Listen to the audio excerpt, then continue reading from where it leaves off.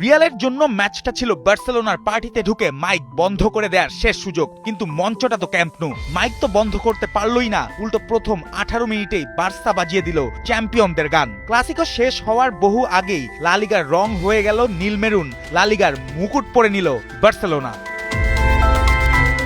শিরোপা নির্ধারণী ম্যাচে সাধারণত হিসাব থাকে, স্নায়ুচাপ থাকে, ভুলের ভয় থাকে। বার্সেলোনা এসবের ধার ধারেনি। নবম মিনিটে ডি বক্সের বাইরে থেকে ফ্রিকিক, সামনে রিয়ালের দেয়াল, পেছনে ক্যাম্প নুর নিঃশ্বাস। মার্কাস রাশফোর্ড বা পায়ে বলটা এমন ভাবে বাঁকালেন যেন রাতের গল্প তিনি লিখে রেখেছিলেন আগেই। কর্তোয়ার ডাইভ শুধু ছবিটাকে সুন্দর করলো, গোলটাকে আটকাতে পারল না। প্রথম গোলের ধাক্কা সামলানোর আগেই রিয়ালের রক্ষণে আবারও ভূমিকম্প।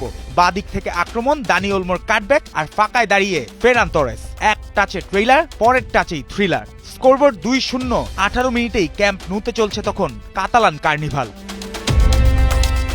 রিয়ালের দরকার ছিল আগুন, মাঠে ধোয়াটুকু দেখা গেল না। গঞ্জালো গার্সিয়া কাছ থেকে সুযোগ নষ্ট করলেন, চুয়ামেনির শট গেল বাইরে। ভিনিসিয়াস বারবার বা প্রান্তে আটকে গেলেন বার্সার হাইলাইনের ফাঁদে।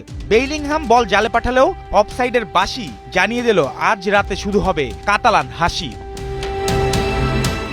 অন্যদিকে বার্সা ছিল ধারালো, দ্রুত, নির্ভীক। রাশফোর্ড প্রায় দ্বিতীয় গোল পেয়েই যাচ্ছিলেন, কিন্তু কর্তোয়ার এক হাতের সেভ রিয়ালকে বাঁচিয়ে দিল বড় লজ্জা থেকে। গোলপোস্টের সামনে কর্তোয়া না থাকলে ক্লাসিকোর স্কোরলাইন হয়তো আরো কঠিন ভাষায় কথা বলতো।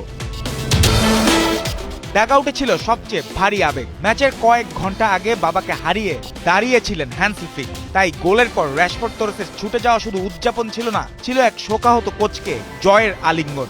এই রাত বার্সার ট্রফির, এই রাত ফ্লিকের দৃঢ়তার। শেষ বাঁশিতে ক্যাম্প নু যেন উৎসবের সমুদ্র। 35 ম্যাচে 91 পয়েন্ট, রিয়ালের চেয়ে 14 পয়েন্ট এগিয়ে। হাতে 3 ম্যাচ, তবু শিরোপা নিশ্চিত। লা লিগায় 29তম শিরোপা, টানা দ্বিতীয়। ফ্লিক যুগে আরেকটি সোনালী অধ্যায়। ক্লাসিকোতে বার্সেলোনা শুধু জিতলই না, বার্তাও দিল সিংহাসন এখনো নীল মেরুনদের দখলে। আর রিয়াল, তারা ক্যাম্প নু ছাড়লো স্কোরবোর্ডের হার নিয়ে নয়, এক মৌসুমের শূন্যতার ভার নিয়ে।